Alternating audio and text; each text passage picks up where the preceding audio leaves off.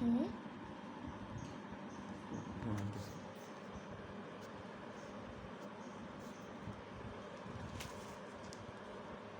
আচ্ছা হানাফ, হ্যাঁ। তো আগামীকাল কিন্তু তোমার ইসলাম ও নৈতিক শিক্ষা পরীক্ষা, তাই না? তাহলে এগুলি তো তোমাকে মুখে জিজ্ঞেস করবে, তাই তো? হুম। এখন আমি তোমাকে মুখে জিজ্ঞেস করি, ঠিক আছে? প্রথম প্রশ্নটা হচ্ছে, হজরত ইব্রাহিম আলাইহিস সালাম কোন শহরে জন্মগ্রহণ করেন? ইরাকের আচ্ছা, দ্বিতীয় প্রশ্ন হচ্ছে, হজরত ইব্রাহিম আলাইহিস সালাম যে মসজিদটি নির্মাণ করেন তার নাম কি?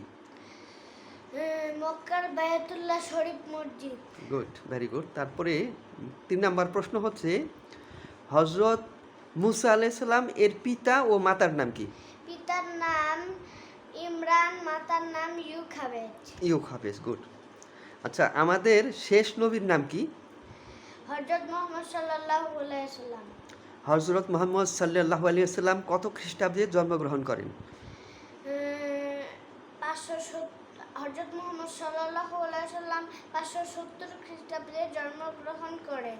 আচ্ছা, নেক্সট প্রশ্ন হচ্ছে, প্রধান 4জন সাহাবীর নাম বলো। প্রধান 4জন সাহাবীর নাম হযরত আবু বকর রাদিয়াল্লাহু তাআলা আনহু, হযরত ওমর রাদিয়াল্লাহু তাআলা আনহু, হযরত ওসমান রাদিয়াল্লাহু তাআলা আনহু, হযরত আলী রাদিয়াল্লাহু তাআলা আনহু। Very good. আচ্ছা, পরবর্তীতে আমি দেখতেছি, আচ্ছা, সৎলোক কাকে বলে?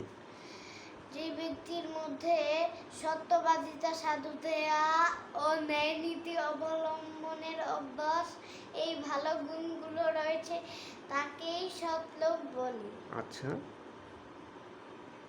এখন তুমি বলো তো, সততা, সরি, আঙ্কেল করেছে, সততা কি?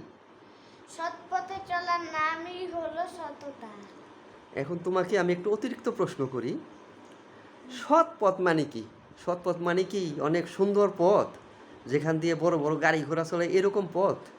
তাহলে সৎ পথ কি, একটু বুঝাই বলো তো।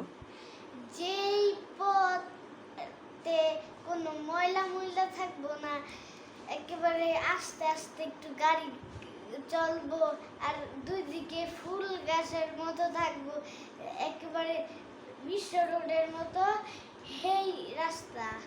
তাই? হুম। এটা যদিও তোমার আউট অফ সিলেবাস ছিল, অতিরিক্ত প্রশ্ন, তাহলে সৎ পথ কোনটা এতদিন আমি শিখলাম তোমার কাছ থেকে, যে এইটা সৎ পথ।